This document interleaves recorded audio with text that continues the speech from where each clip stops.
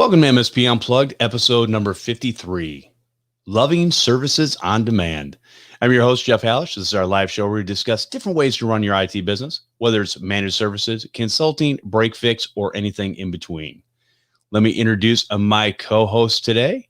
We have DougBetts from LiveWindowsTraining. Doug, how are you doing? I'm good, Jeff. How are you doing this morning? I'm doing excellent. I'm excited to be here and hear about this topic we're going to talk about. Services on demand sounds very intriguing. So everyone pay attention to that. But before we get started with that, I'm going to go ahead and give a little call to action, actually a big call to action. And that is Techcon Unplugged 2021, September 17th through the 19th, 2021 at the Aloft Hotel in Rosemont, Illinois. Be there or be square. Yeah, everybody hates when I say that, but it cracks me up every time. You can learn from amazing panels to help maintain and improve your business. Everybody wants to not only maintain, but also improve their business. If you're not learning something new, hey, get out of business. There's no point anymore. So there's always learning something new until you're 6 feet under. That's just my opinion, but it's the right one. You can meet with vendors to find products and services that can save you time and money. Everybody likes to learn about new gadgets and widgets and things that they can use in their business to save them time and money. And that's what we're all about, because at the end of the day, it would be nice to have more time and more money. And there are ways to achieve that. And we might even talk about a couple of those today. You can also rub elbows with your peers in the community. Right now, that's all we can really do is rub elbows. So, no shaking hands and all that kind of good stuff. But hopefully by September of this year, everything will be a little more calmed down and we'll be able to hang out, have a good time. I suspect that's going to be the case, but time will tell. You can get your tickets before they sell out for only $199. And what does that get you? That includes all your food from Friday through Sunday afternoon. That's going to get you Friday night social. We're going to hang out, meet each other, greet, talk to each other, and find out where everybody's from and all that kind of good stuff. The other thing that we're going to do is we're going to have breakfast and lunch on Saturday. And then Saturday night, we're going to have a big fun time over at Dave & Buster's. And last time we did Dave & Buster's, everybody had a great time. Hey, if you don't like to play video games, that's fine. I mean, Dave & Buster's basically is a video game restaurant bar all combined together. So for people that don't like to drink, that's fine. I'm sure most of you like food. And if you don't like to play video games, that's fine. There's all kinds of stuff you can do. But yeah, we're going to have a room set off to the side where we can hang out, talk, and just, share war stories and stuff like that, things from the trenches, and just pick each other's brains. And here's the reason why I'm going to go into a little tirade. Here's the reason why I like in-person events. And we said this from the beginning, way before there was ever a pandemic. And this is the reason we do it, because there are a lot of shows and stuff out there that you can be a part of. Reason we wanted to do it is it gets you out of your business. It gets you away from behind the keyboard and mouse and gets you to where you kind of almost have to separate yourself from your business, which is a good thing, because everybody needs that time where they need to reset themselves, get a little bit of insight on where they're going, maybe some direction on what they want to continue to do, maybe some things that they want to give up. And you can learn these things by in-person events, mostly not just from inside the speaking rooms, but also out in the hallways. The hallway conversations are absolute and utter gold. And I just don't think you have that with virtual events. And to be honest with you, I don't know that you ever will. So, because a lot of people will sit behind a keyboard and mouse and have something playing in the background, like maybe this show, and you're not really paying attention to what we're doing, but you're just you got it on to, kind of get some information and to help you out in your business. So anyways, TechconUnplugged.com. Go there now. Tickets are $199. Get them, and we'll hope to see everyone there. All right, Doug. So we've had you on the show before, and we've talked about some of the different things that you do. So we won't give a background story again. But why don't you tell people basically who you are, where you're from, and what types of things that you offer out there real quick. Okay, well, in the moment right now, I'm really struggling with keeping my mind on topic, because when you mentioned Dave & Buster's, my mind goes back to the time with my grandson at Dave & Buster's from 5 years old to 6, 7, 8 years old before COVID. No, he's not 8 yet. Excuse me, but yeah, you mentioned Dave & Buster's and my mind just went there. Okay, so got that off my mind. State your question again, please. No problem. So basically just give a little bit of who you are, where you come from, and what types of things you're offering out there. And then we'll kind of get into this. Okay. So I'm a computer consultant. I kind of, sometimes I refer to myself as general practitioner. The term break fix, I suppose, applies to me. I don't like that term. As we were approaching this session, I used the term services on demand with you. I don't really use that term with my clients. I'm just Doug. The problem comes up, or they want to change or do something, they say, call Doug. So I formed my own company in 1992 and was working for a couple of companies prior to that, earning my full-time living through computer skills. So I've been doing this stuff for a while and really, really enjoying it. Around 1997, I think it was, I hired a technician to work for me. Not fun. I did not like that. It put me more into sales and fixing issues role, and I didn't have quite as much one-on-one work with people, and I had to keep my tech working, and so I let go of that, and I wound up deciding, you know what, I just really like working on my own. And so somewhere along the line, I got turned on to your show, and I've been very faithful at watching it.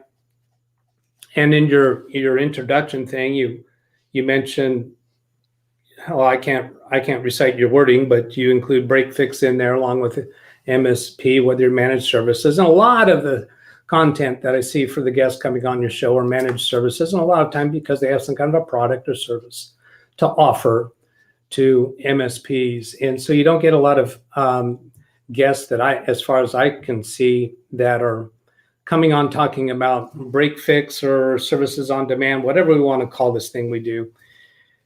And so I felt a desire to come on and talk about that, how much I enjoy this. And so I want to give you put some things out on the table about that. Embarrassingly, I do have an ulterior motive, because I'm trying to get this fledgling YouTube channel going. So maybe we'll talk about that later in this show. But let's get back on the topic of services on demand. And I think I first learned that term when a client sued me for a bill, and he had not paid the bill yet. He sued me in small claims court. He was an attorney, and he lost. And the judge, I think, in that time came out with this concept of services on demand and called it that. And said, you're obviously operating a service on demand. You don't have contracts. I don't have any contracts. I don't have any clients paying me a retainer fee month after month. One of the reasons why I've heard some providers have gone to that is because they want to get a steady income. Well, that's not been a problem. That's not been a problem. The income comes. It's just always there. And for the maintenance type things that a managed service provider promotes to their clients, well, I do that stuff. I do that stuff when and how I choose to do it. I enter a time slip into my billing software, and they get billed for that. I don't ask them for approval to do it. I just do it. And they see the information on my invoices, because I'm pretty good at putting in detail for each of my time slips, and they can look at what I charge them for each specific thing. And if they think that somehow doesn't substantiate that amount of time, they could argue it. That never happens. I never get an argument from a client. They don't have to go to a website and open a trouble ticket. If they got something they want done, they pick up their phone, they call me and say, "Hi, this is Doug." And in some cases, they say, can we set up a time for you to do such and such? I said, "Well, can I connect remotely to your computer right now and just do it?" And they say, "Oh, yeah, okay." and get it done right now. I do not work hard. I am not overworked. I can take a few hours off anytime I want. And there's always money left over at the end of the bills. So I think there is a sense among small service providers, if I can use that term for me, that we're obligated to give the appearance of being overworked and really kicking ass. I choose not to live that way, and I enjoy every day. I love what I do, and I've been doing it for a long time. The idea of doing what I want to do, when I want to do it, how I want to do it. Sometime in the past, I heard that as a definition for being retired. So I sometimes say, well, I'm retired. I just enjoy doing this computer work and make a good living at it. Did I answer that question? Yes, you did very thoroughly. Thank you, my friend. So one of the things I want to talk about, and let's break this down a little bit, because this has been one of my hot buttons. Obviously, everybody knows that. Well, maybe not everybody knows. I did a podcast previously over on the Podnuts Network called the Computer Repair Podcast. And the reason I did that, it used to just be called Podnuts, and so I kind of had changed the name once I had taken that over back in 2014. And so it was about computer repair. And it was really that I kind of molded it into even what this show is today. I wanted to talk to individuals like Doug, but I also wanted to talk to companies that had something to offer that might save us some time and money. Now, not everything is going to be for everybody. So that's why we kind of will let pretty much, I don't want to say everybody, but we let a lot of people that have products and services come in and talk about their product and service. And a lot of times out of these conversations, we're also getting good information about running your business, things to look for, how to do certain things. And it's about thought process. And really, when it comes down to this business, or any business for that matter, it really is about thought process. And a lot of people are just about, give me the silver bullet to do what I need to do. So you have different models for doing business. That's a good thing, because here's the thing. We're not all wired the same. So if you see somebody over there doing something specifically a certain way and they go, this is the way you have to do it, that's baloney. It's not that way. What you need to do is think about your personality, think about what type of business you want, think about whether you want the headaches of employees. Do you want to be a manager? Do you want to be a technician? All these things are good questions to be answered, and you need to think about those answers long and hard. Hey, write some of the stuff down on a piece of paper and figure out where you want to go, because a lot of people will see people out there that are making supposedly a lot of money. But what I'm going to tell you is a lot of your bigger businesses and even your smaller businesses, because we all get caught in this, where we're out there and working many, many hours a week and, getting paid what I would call a bare minimum. And that could be different depending on where you're at in the country, in the world, all those kinds of things.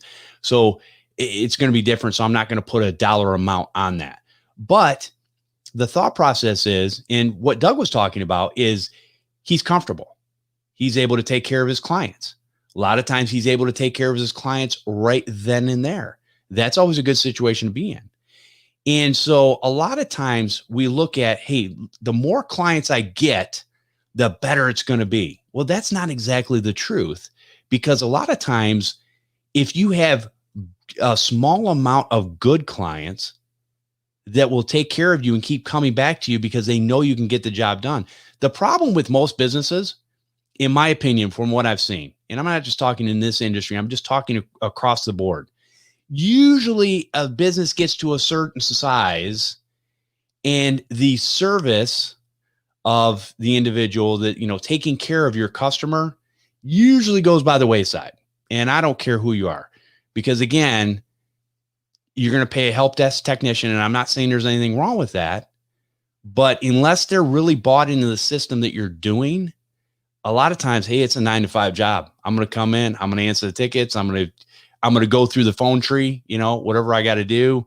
And, at the end of the day, I'm going home.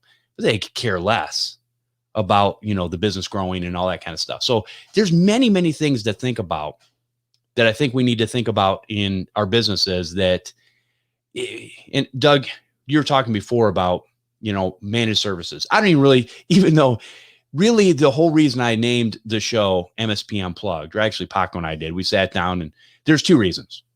First reason is MSPUnplugged.com was available. So that's reason number one. It's a stupid reason, but whatever. Number two is MSP is one of these things that is known out there now as far as in the IT industry. And it stands for Managed Service Provider. Most of the times you hear me talk, I don't really talk about managed service providers because, and I've said this before and I'm going to say it again, but there was a guy way back in the beginning of time in the desert who probably got paid monthly for picking up camel dung. And he was a managed service provider for picking up camel dung. That's what he did. And he got paid well every month to do that. So when MSPs have come out over the last, decade and think that, hey, we've made this great thing here. And this is a brand new thing that's never existed. Yeah, it's always existed. It's always been there in some form. You guys just seen it and you decided to do the same types of things. And there's nothing wrong with managed services. And Doug, it sounds like from your standpoint, when you're talking about managed services, it sounds like you're doing managed services kind of in a hybrid approach, which I find very interesting because you're going out there and you're going, okay, this maintenance needs to be done on X computer. And I'm just going to go in and do it. And you're going to send out an invoice. And to me, if your customers are happy with that and you're happy doing that and keeping that type of control, I think that's awesome. Yeah, that works really, really well for me. You said a couple things in there about everybody does things different. And then you said, let's see, what was that other word you used?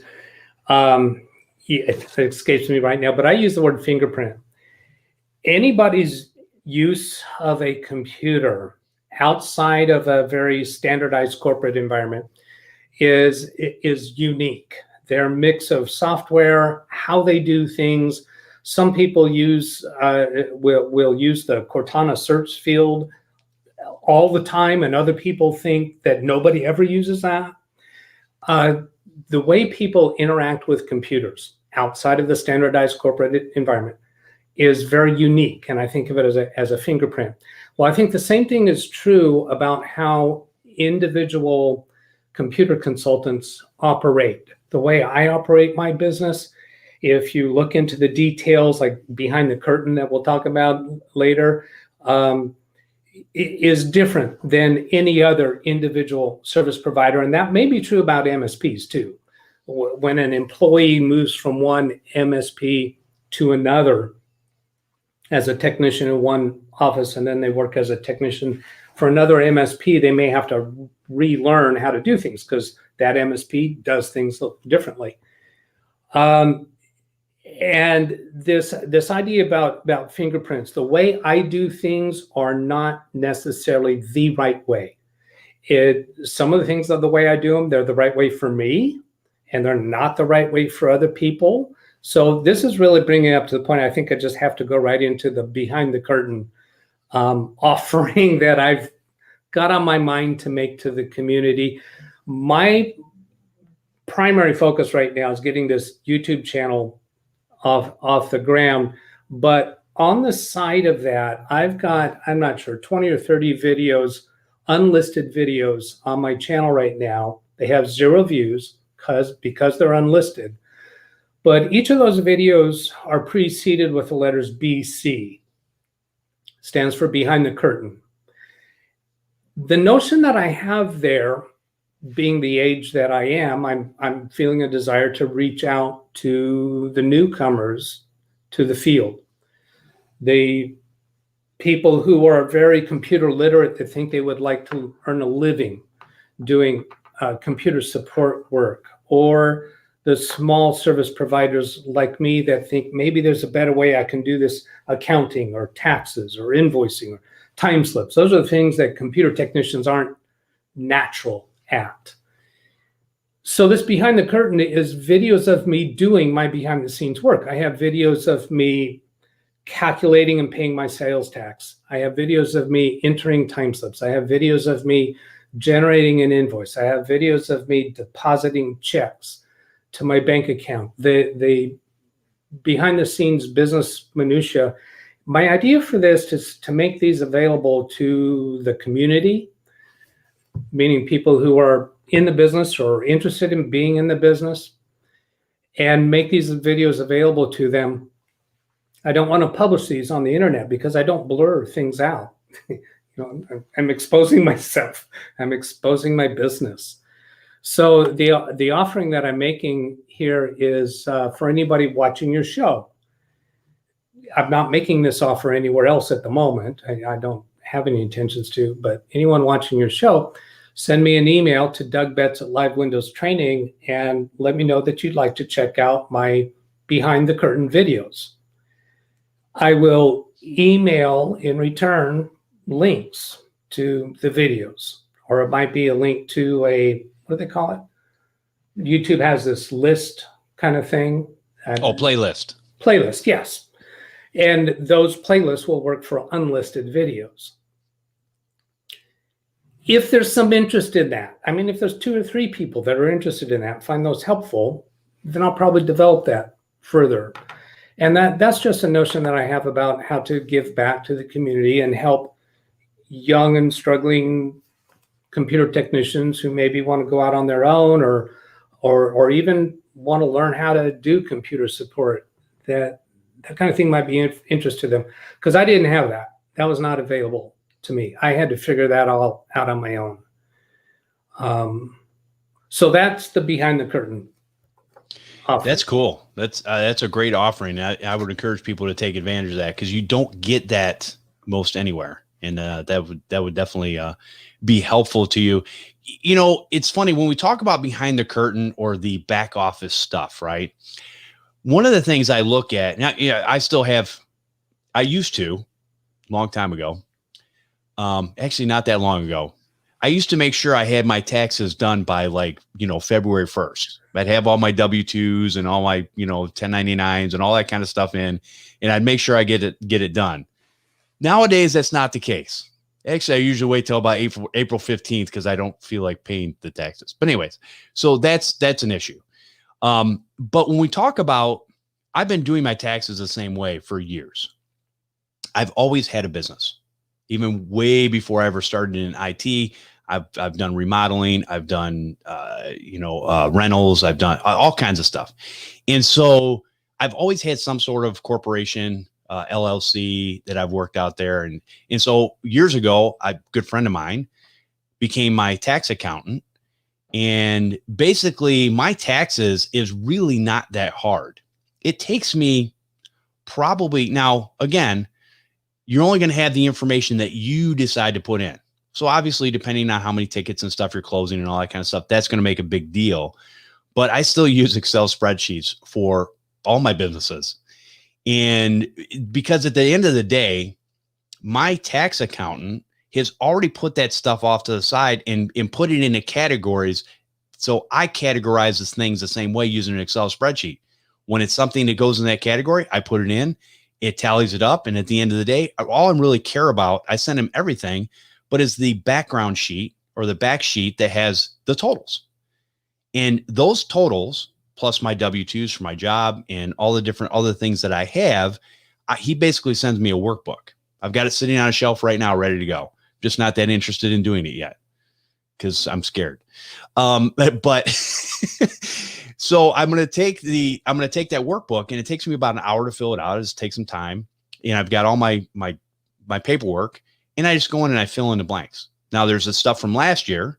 So it gives you an idea what was put in from last year. And then you got the new things you put in. And then I send that back to him and he takes care of it. And it's easy peasy. So a lot of times I think there are a lot of people out there that make things way more complicated than they need to be sometimes. And I think when you look at a process like that, I've been doing it for probably since 94. So long time. And I've done it the same way the whole time. And it's worked out perfect for me.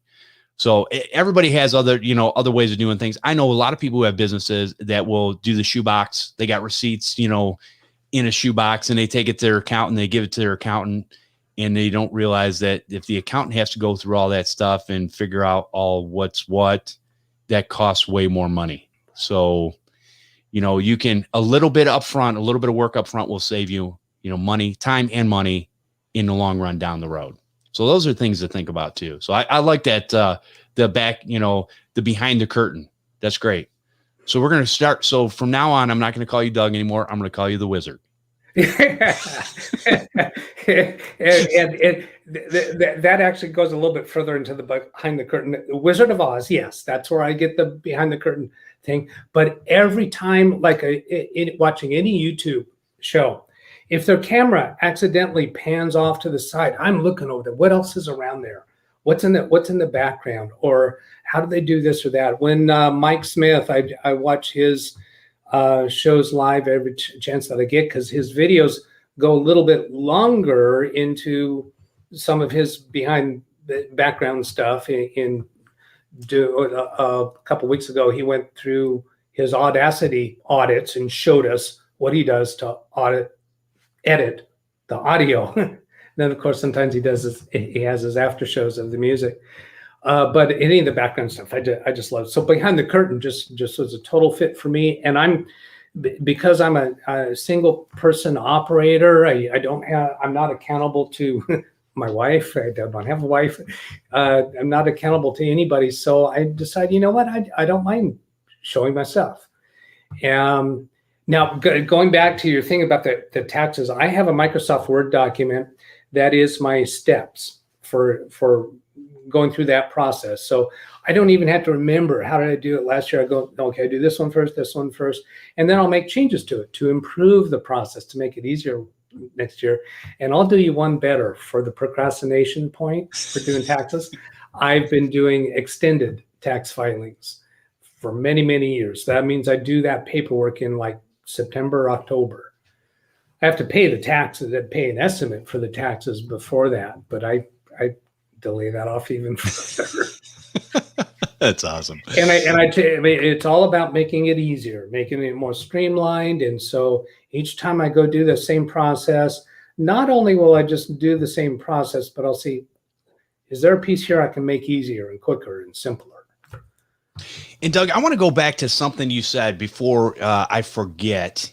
And that is, you were talking about a lot of the companies and different people that come on the show are more managed services focused, that type of thing. They have a product or service that they're selling. And I think it's still great information, because it's, like I said in the beginning, it's either a product and service that you can use, or maybe it's not for you, but you're aware of how somebody else is doing it, and you can learn from that and adjust your own your process. But at the end of the day, if you look at what you're doing right now, or coming on and showing about your business or talking about a subject, this has always really been my goal for this show.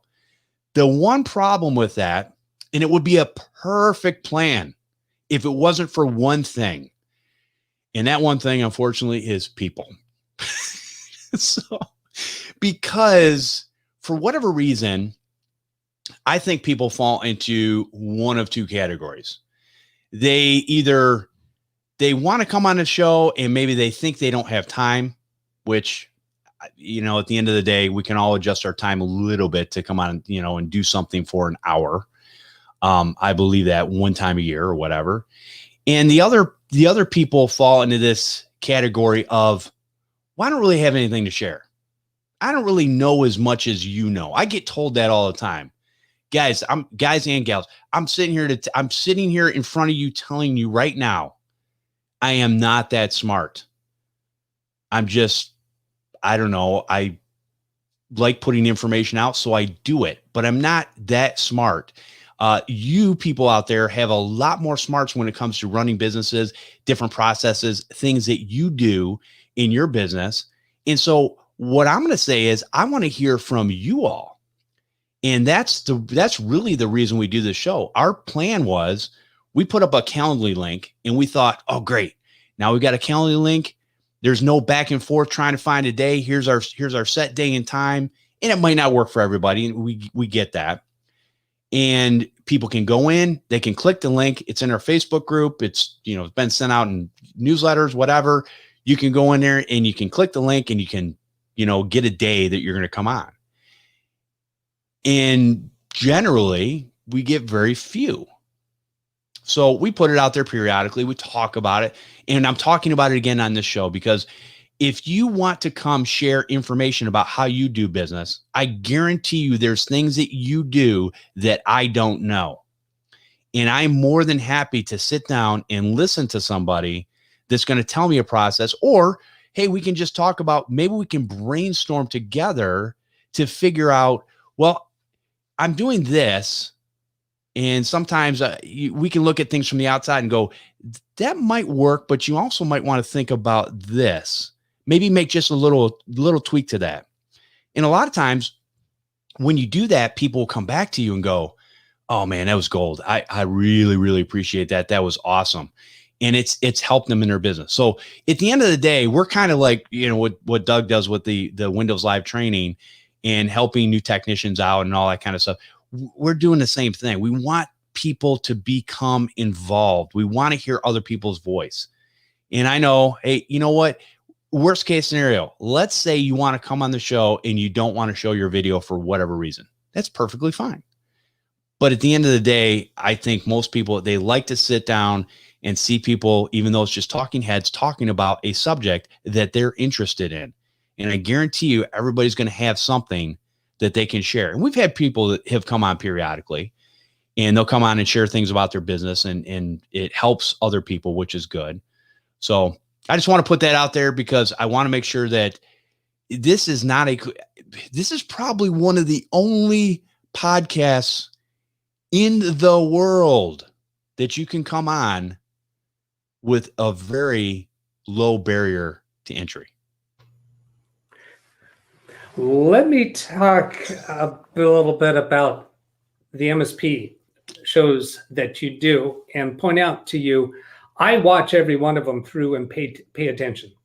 Because even if I'm not interested in the MSP product, as far as it wouldn't be a fit for me, it's surprising how many times there is some piece of information or idea or concept or little tip that comes out.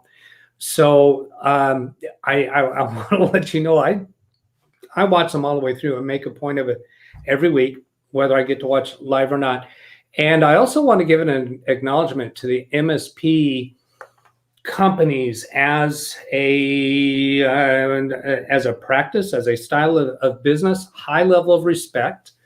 And they are a absolutely necessary function. It's not the work style I want to be involved in.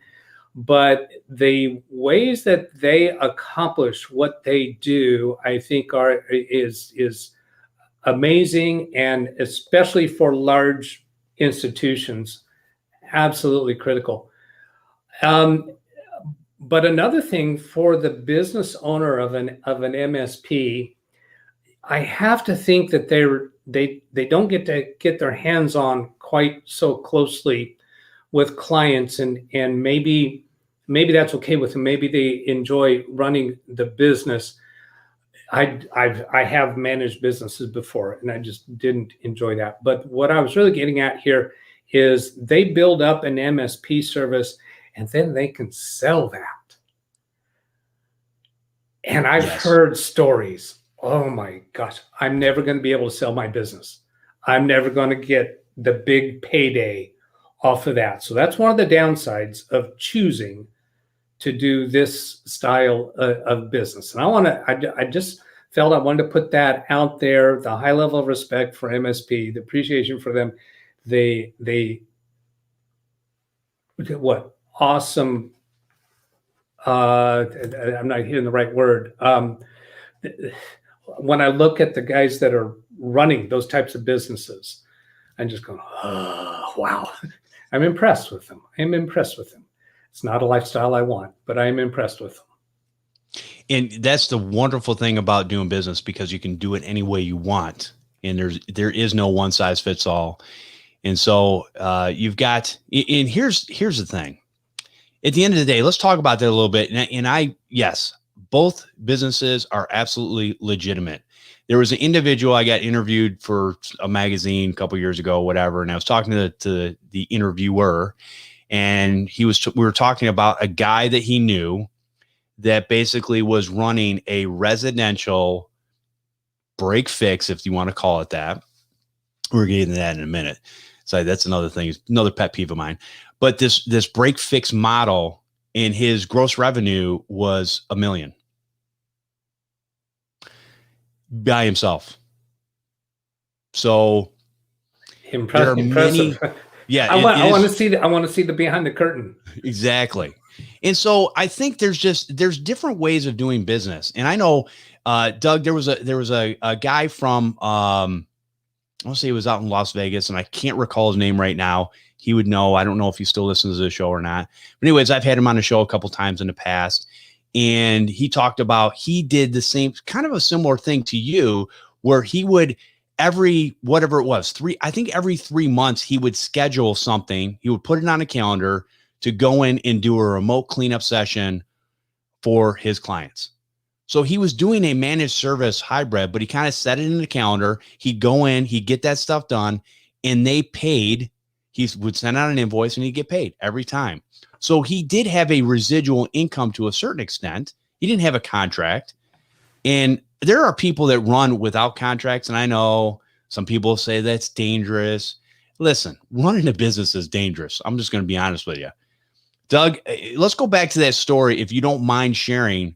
What did that person actually sue you for anyways? Because I was curious about that, and I forgot to ask. That's a fascinating story, because the kahunas this guy had to sue me over this was amazing. He's an attorney. He called me. His hard drive crashed. He didn't have any backups. He wanted me to help. So I went out and tried to do some basic things on site, troubleshooting things on site. It was obvious his hard drive was actually seriously damaged. So I took it back to my lab. I had a recovery scan of some sort. I don't even remember what it was. It was a long time ago that I used. But after a few days, I actually did recover a large percentage of his data.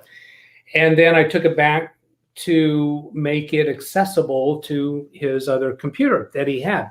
So he's up and running. And then he orders a new computer. He wants me to come in and set it up when it arrives. In the meantime, I had, I probably had not sent out an invoice for the repair work yet.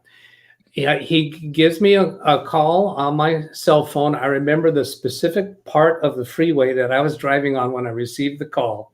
He says, "Hey, the computer's here. I need you to come in now and set it up." And I was in the midst of a major issue for somebody else. He was not. I knew he was not down. And I told him, "I'm not going to be able to get to that today, and probably not tomorrow." He blew a cork. He was totally furious and upset. "If you don't come in now, I'm not going to pay you anything. I've got to find somebody else," and yada, yada, yada. So I wound, and he said, "Good luck collecting on the work you've done so far." So I went ahead and sent him an invoice for what I had done so far, the miracle recovery work that I had done. I was surprised and impressed that I was able to recover that. I really didn't think it was going to work. So anyway, he didn't send a check, and I'm not going to worry about it, because I just choose not to stress over things. Then I get a summons to small claims court. He is suing me over that bill, which he has not paid. He's suing me.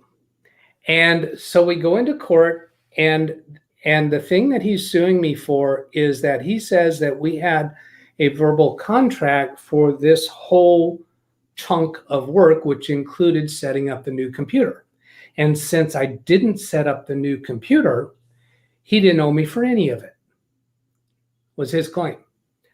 All I did was submitted my invoice to the judge, and she looked through. I had specific slots of time for every piece of the work that I did in my lab, and that's all that was on the total. I wasn't charging him for the new computer. The judge asked him, "Do you have a contract for this contract of services you say that you had?" He said, "No, he didn't." And I told the judge, I don't know if I used the word services on demand, and I think I submitted a few other invoices to show that this is the way I work. I do work, I send a bill, I expect to get paid. She ordered him to pay it. If he would have simply done nothing, I'm not going to go try to collect from him. I'm not interested in putting my sweat and effort and stress into that. And so I won my first and only court, no, not my first. I won a court case against an attorney. My other court case prior to that was also an attorney, and I also won. But I never got to collect on that because he was a fly-by-night flake. So now a lot of people can see Doug did nothing wrong. And for somebody can sue over anything that they want to, whether they have probable cause or not. So it's just something to be aware of. It could happen. It could happen to anyone. And it's not anything to be scared about. Obviously, Doug, you had a good judge that had some integrity and understanding of the basics of how life works. And they were able to make a judgment based on that. Yeah. Yeah. Now you had an attorney on your show a while back that was really insisting that contracts need to be in place, and I was just no, they don't. No, they don't. Well, don't again, I think it comes down to the type of business that you're doing and how you want to do business, how you're going to operate, yeah. And the fact that I don't intend to sue anyone. If somebody doesn't pay me, I let go of it and move on to the next one, because I don't have enough money on any one single invoice that it's going to be, a big sweat.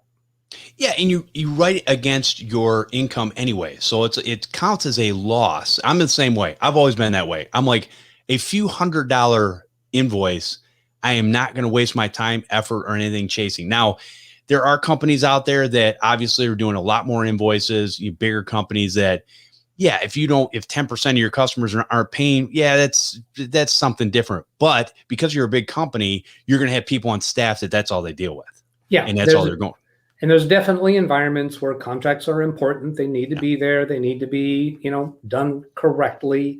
But for the small service provider, such as myself, no, you don't have to have contracts.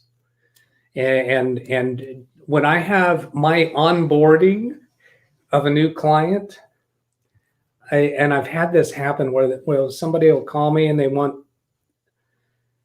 to engage my services, and they'll want to have meetings, and they want to see my contract. I say, well, I don't have contracts, and well, you should come out and see all of our equipment and inventory all of our equipment. I said, no, I don't need to do that. He says, well, how does this work? I said, well, when you have something you want me to do, you call me, tell me what you want me to do. I do it, and I send you a bill. I don't need to know what software all their computers have. I don't need to know what make and model their computers are. If they've got an issue, I'll talk them through letting me connect remotely to their computer, or go out and do the service call, and whatever's wrong, I'll fix it. And then as we get further in the relationship, we'll discuss backups and how are you set up for disaster recovery. We'll just have those conversations along the line and develop further and further after we've seen that we are a good fit for each other. And commonly, when they discover that any of their staff can call my cell phone and get a rather immediate fix, they start to get happy. And when they see an invoice where I've charged 2 or 3 hours for a complaint that seemed like it should be simple to fix, but it took 2 or 3 hours. Well, sometimes they get that, but then sometimes they also get an invoice item where I've received a call from a staff that the entire office is down. I connect remotely to the server, fix the problem, and they get a 7-minute bill that brings their whole office back up and running. So they see some of those, and then they get to realize, okay, a day's work for a day's pay. Well, 5 minutes work for 5 minutes pay. And I do not take into account the degree of importance, what I'm solving for them. If it's their whole office is down and it takes 7 minutes to fix, fine. If they've got a problem with email account or Outlook on one of their computers and it takes me an hour and a half to get it fixed, well, they get a bill for that. And I do not get arguments from them because they see this over and over. Yeah, and it goes back to there really are no emergencies. There are perceived emergencies in the person's head that is complaining about whatever they need fixed. And going back to that, we're going to talk a little bit about the reason I don't really like break fix either. Because at the end of the day, and here's what I always make fun of MSPs for. I know. We love MSPs. We love every type of business, but we've heard the pushback from you can only do it this way. So we're not that type of group. But when we talk about break fix, when somebody calls you at 9 a.m., whether it's your help desk, whether it's a technician, whether it's the owner, it doesn't really matter. They call you at 9 a.m. and say, I need my password reset. What do? Well, usually you're going to go in remote. You're going to remote in. You're going to adjust their password, fix it however you do it, and get them back up and running in a few minutes. Well, guess what? Something was broken. You just fixed it. The only difference is like Doug was talking about before, you have a contract that says we're going to do X, Y, and Z every month, maintain your computers, maintain your servers, maintain your network. All these things are inclusive. But at the end of the day, you're constantly doing break fix day in and day out. So the term itself is meant to separate, but at the same token, it really doesn't. You're doing a service, whether the service is you're managing it month to month or you're managing it on demand. It's really the same service. And there's going to be pros and cons to doing that, as we talked about here. And the thing that troubles me about that is the distinction when you get a call from them to do something. Does this fit the contract or is this extra? And then is there an argument about that? Or do you have to get an approval for that? That whole thing just seems to me like it creates a scenario where you're both trying to get the advantage. So I've never been comfortable with that environment. So before we get to the end here, I need to give a description of my fledgling YouTube channel, if I might. LiveWindowsTraining-DougBetts, the companion website, LiveWindowsTraining.com. Either way is a good, easy way to get to the channel. And what I'm offering is free computer support. I connect remotely to the person's computer. We see each other face-to-face over Zoom. Those are my preferred ways of doing it. There's other alternatives that I can do when needed. And the intention is to be providing the same kind of support that I give to my paid clients, but for free. That's one difference. Another difference is that we're not rushed. I can take my time with it. When I'm working with a paid client, I'm trying to be responsible to keep the time charges down, so I don't take as much time. I'm not doing as much teaching. The purpose of doing these videos is so that other people can watch the videos and learn from them, grow in their own computer literacy, and of course, to actually fix the problem or provide the training to the person who's on the other end of that connection. Now, for your audience, Jeff, most of your audience is in the business. and they get asked by their friends, neighbors, and relatives for free help. I'm suggesting you tell them you have a resource that will help them, and you give them my email address or the YouTube channel or the website, and you tell them when you contact him, let him know that I sent you. So Jeff, many of your listeners, I won't recognize their names, but if I get somebody sending me an email to DougBetts@LiveWindowsTraining.com saying that so-and-so referred you to me, I'm going to know that that is somebody from your show or anyone else down the line, and they will feel like they're getting priority attention and because of that. So I'd like for people to consider me to be a resource in their toolkit for the people within their sphere of influence who want some help. And that could even extend to a paid client of one of your viewers who wants some extra training that they can't afford to pay for, like an employee within a company that wants to understand what is a folder? How do these folders work? And it falls outside the scope of what the MSP can do for that company. Give them my email address there.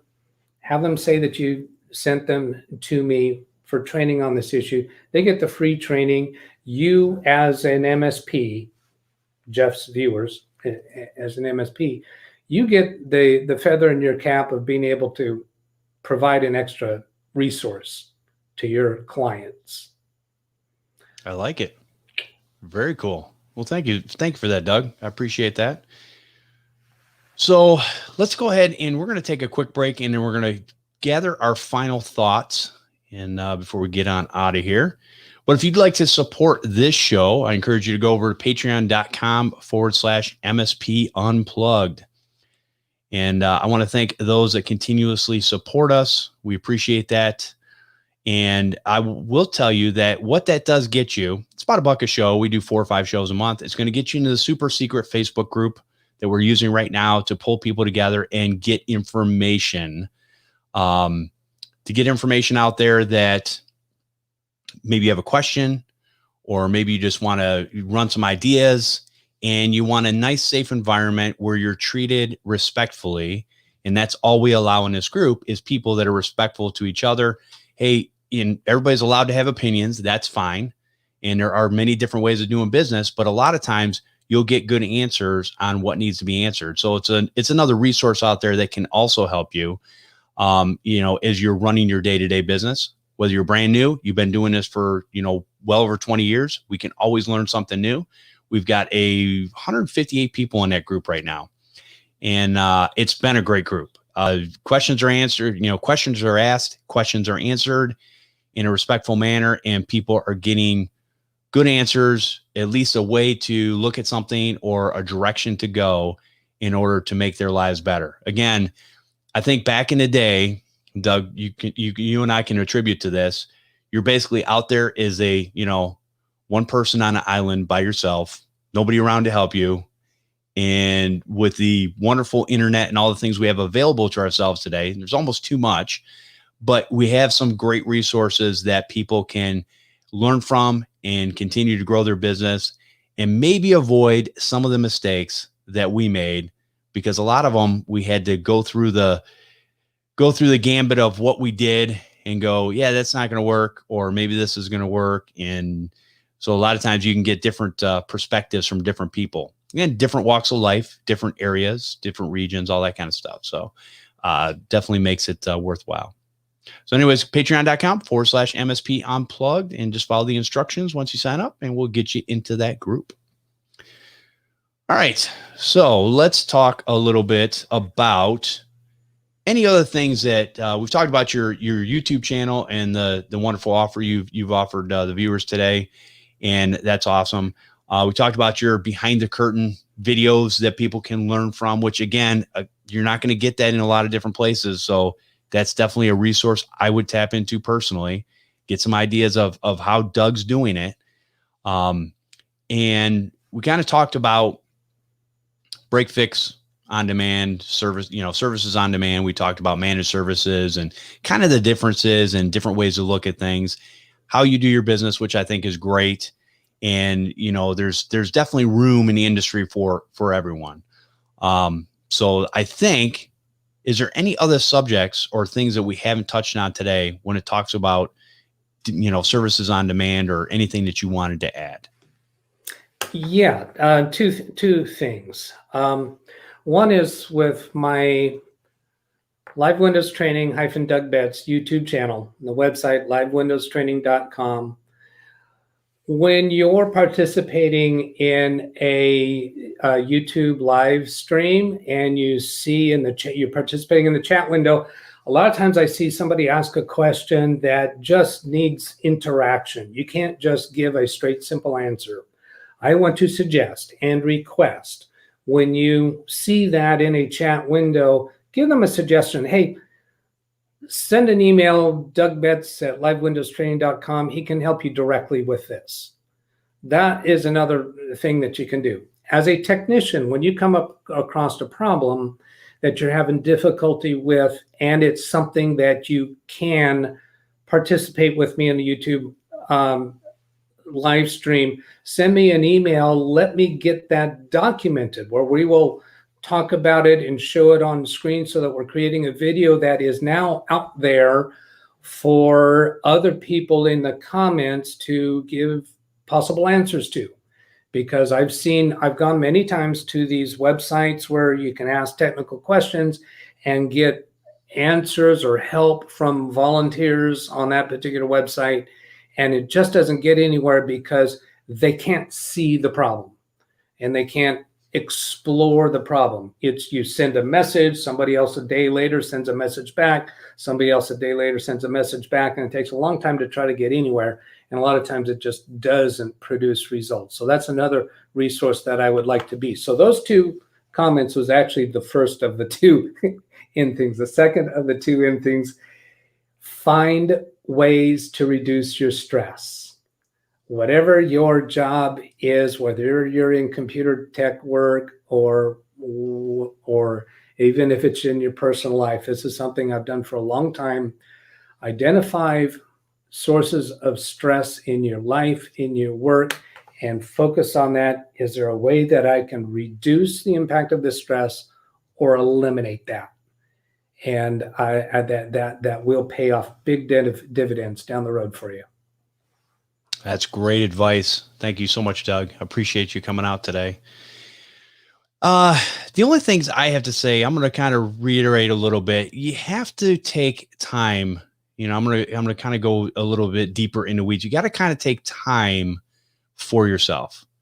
And whether that's time with the family, whether that's time playing a video game, whether that's time reading a book, whether that's time, and it doesn't have to be it doesn't have to be a learning book or anything like that.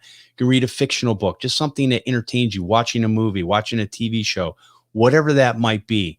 You have to take time for yourself, because I'm going to tell you, you can work as hard as you want. And there are going to be seasons where you are going to be working very, very hard, but you have to have an end goal in mind where it doesn't last forever. Because here's the one thing I can guarantee you: if it goes on for long periods of time where you're just running, burning a candle at both ends, running around like a chicken with your head cut off, you like my euphemisms, you can basically, you're going to burn out. That's basically what's going to happen. I'm not telling you that it might happen. I'm not telling you that. I'm telling you it will happen.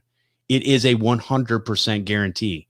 Because, and maybe for some people out there, I know when I was younger, I used to consider myself, I'm bulletproof, man. There ain't nothing going to happen to me. It doesn't matter. I've been ran into with, jet skis and no problem. I recover. Yeah, there comes a certain time where that stuff doesn't happen, and as quickly as you want it to. So times change, things change in your life, and just the mental stress. There's a lot to, and I know we had Corey Fruitman on talking about stress and stuff like that, and talking about mental health, and it was a few podcasts ago, and it was good information. You got to kind of take the time to figure out if you're stressed, because most of us, I would say, and me included, I would tell you there are times in the past where I've gone, I'm not stressed. I would say that exact statement, but my body would be telling me a different story. And the reality is nowadays I become more aware of when I am stressed. I go, you know what? I'm stressed. I need to sit back. I need to stop, because at the end of the day, if you take that time for yourself and relax, do something else, you can come back into what you're doing with more of a fervor, more of a, go get it attitude, and you get that refreshment. There's another thing that a lot of people don't do. And we've talked about this before on this show. We've had a couple people talk about it, where we talk about things like sleep. Most of you are not getting the right amount of sleep, myself included. I'm guilty as anybody. I get it. I wish that I could figure out a way to get myself 8 hours of solid sleep. The reality is, I'm probably at this day and age, I probably went on until I was in my early 40s. I slept literally 4 hours a night. Did that for years since I was young, and did it for a long time. There comes a time where, that doesn't work anymore. And I feel better with about 7-8 hours sleep. I probably average right now 6 most of the time. And while that's okay, and it's going to be different for everybody, don't take this with a grain of salt, but it's going to be a little different for everybody. But you just have to recognize it. It's like, I used to force myself to stay up and get things done, but I wasn't really doing as good a job as I could have if I would have just said. Nowadays, I look at it, I recognize I'm tired, I'm going to bed. And there's no point in fighting it, because I'm not really going to get anything substantial done. I can come back and visit the next day. The other thing to think about is there's always another day, and you'll have problems each and every day, and you'll have things to solve each and every day. Those are never going to go away. You're never, ever going to get to the point where everything is smooth sailing. So just get that out of your head right now. So you need to control, you as a human being need to control yourself and say, hey, you have to have a hard cutoff. You go, you know what? We've done X amount to fix this problem, and we're going to fight it the next day. We're done. We're cutting this off, and we're moving on to something else. And we're going to go rest, relax, whatever. And then we're going to go back in and get it the next day. Because in reality, it's still, I believe, there are no emergencies. There are perceived emergencies, but there are no real emergencies. Now, people will argue and say, oh, I got to be up and running. Really? Do you? Hey, when my local restaurant, when they can't take a card anymore, guess what they do? Oh, they take cash. So everything, and what do? They take their notepad and they write all the stuff down. You might take a little, handheld calculator and calculate that stuff. There's always a way. No, is it convenient? No. Hey, life's not convenient. Suck it up, Buttercup. So you have to think about these things and just understand your role in making sure that you're okay. Because at the end of the day, you don't want to get burnout. You don't want to quit. And I see that way too often. And then other things outside of that can happen too, which are not very good. So I'm just take a look deep inside is what I'm going to say, and figure out how you work, how you operate, what are the good things for you, what are the bad things for you, and it's going to be different for everyone. So that's my 10 cents. I'm not even going to give you 2, I'll give you 10. Very, very good. Very good. Well, Doug, I appreciate you coming out today. And again, a great topic. I love talking about this stuff because I love talking about the different types and styles of business. And I love to see somebody that does it differently than others. And hopefully people can pick up from that and get something from that. So again, I know we talked about it before, but I'm going to throw it out again. Where can people get a hold of you and with all the stuff that you're doing? Yeah, send an email to me, DougBetts at LiveWindowsTraining.com, for any reason that you want to get in touch with me. The website is LiveWindowsTraining.com. The YouTube channel, LiveWindowsTraining-DougBetts. Now on that website, there's just like 5 paragraphs there. It's quick and easy to get through it.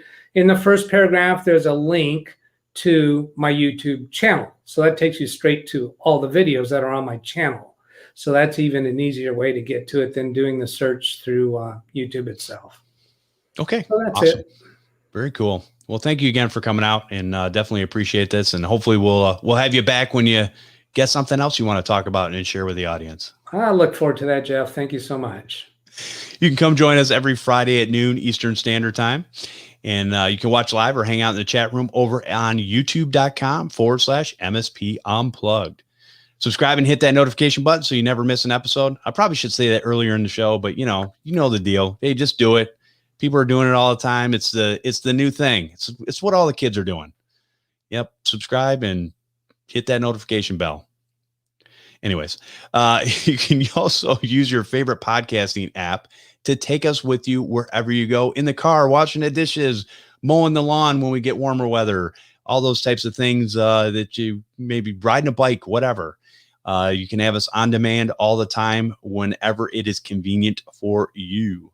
Well, thank you everyone for listening, and we'll see you next time on MSP Unplugged.